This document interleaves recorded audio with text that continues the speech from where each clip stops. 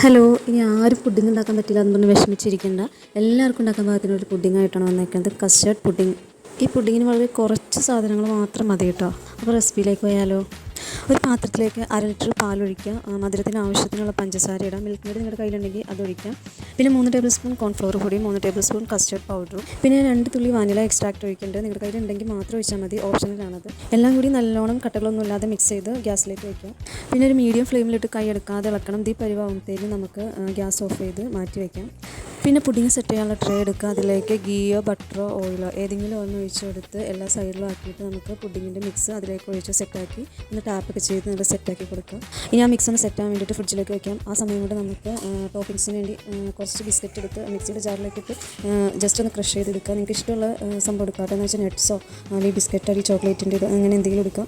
അത് കഴിഞ്ഞ് നമ്മൾ ഫ്രിഡ്ജിൽ വെച്ചാണ് പുഡിങ് എടുത്ത് അതിൻ്റെ മേലോട്ട് ബിസ്ക്കറ്റിൻ്റെ പൊടി ഇട്ട് കൊടുക്കുക. നല്ല സെറ്റാക്കി കൊടുക്കുക.